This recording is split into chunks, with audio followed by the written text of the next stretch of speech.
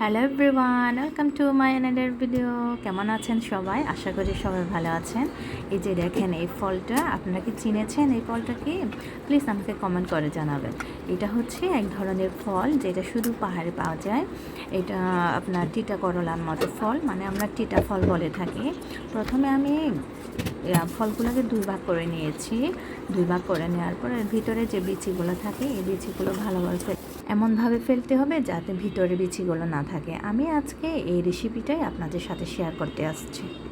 প্রথমে আমি ফলগুলোকে ধুয়ে নিচ্ছি, মানে এটা হচ্ছে আমার 3 থেকে 4 বার ভালোভাবে ধুয়ে নিচ্ছি। অনেক সময় হয় না তিতে করলা ফল কিন্তু আমরা লবণ মেখে ধুয়ে ফেলি, এটা কিন্তু লবণ মেখে ধুয়ে ফেলতে হবে না।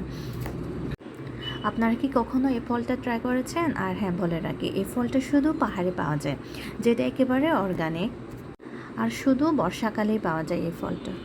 আপনাদের যদি ভিডিওটি ভালো লাগে প্লিজ সাবস্ক্রাইব অ্যান্ড লাইক করে দিবেন। এবার চলে যায় রান্নার রেসিপিতে। প্রথমে আমি তেল দিয়ে দিচ্ছি, তেলটা গরম হওয়ার পরে আমি দিয়ে দিচ্ছি পেঁয়াজ। আচ্ছা হ্যাঁ, বলে রাখি এই ফলটা কিন্তু আপনারা সমতলে পাবেন না। এই যে আমি পেঁয়াজ দেওয়ার পরে আমি দিয়ে দিচ্ছি এখানে চিংড়ি মাছ। আমি এখানে টাটকা চিংড়ি মাছ নিয়েছি। টাটকা চিংড়ি মাছ দিয়ে রান্না করলে না এই রেসিপিটা মানে খাইতে অনেক মজা হয়, ফলটা রান্নার অনেক মজা আর কি, টেস্টি হয়ে থাকে। আপনারা যদি চান শুকনো চিংড়ি থাকে না, ওইগুলো আপনারা ব্যবহার করতে পারবেন, এগুলো দিতে পারবেন।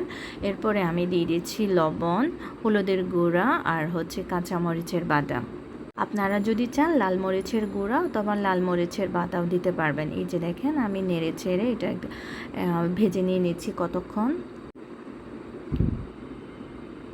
এরপরে আমি দিয়ে দিব এখানে, এই যে দেখেন এটা হচ্ছে শীতলের পানি। আচ্ছা ও হ্যাঁ, শীতলকে আমি একদিন আপনাদের সাথে একটা ভিডিও করব। হ্যাঁ, আপনারা হয়তো অনেকেই জেনে থাকেন শীতল কি, তারপরও আমি একদিন এই শীতলের ভিডিওটি নিয়ে আসব।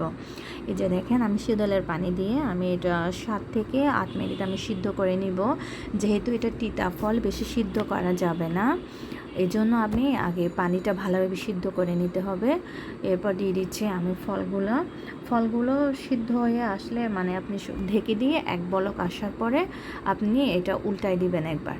উল্টাই দেওয়ার পরে এই ফলটা কিন্তু বেশি সিদ্ধ করা যাবে না, বেশি সিদ্ধ হয়ে গেলে এই ফলগুলো আরও বেশি তিতা হয়ে যায়। এরপর আমি দিয়ে দিচ্ছি গ্রাভি, এটা হচ্ছে চালের গুঁড়া।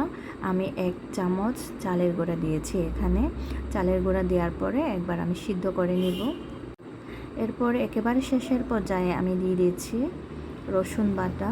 রসুন বাটা দিলে হয় কি গ্রানটা অনেক ভালো আছে এটা দিয়ে। এই যে দেখেন আমার তরকারি রেডি হয়ে গিয়েছে। Thank you for watching.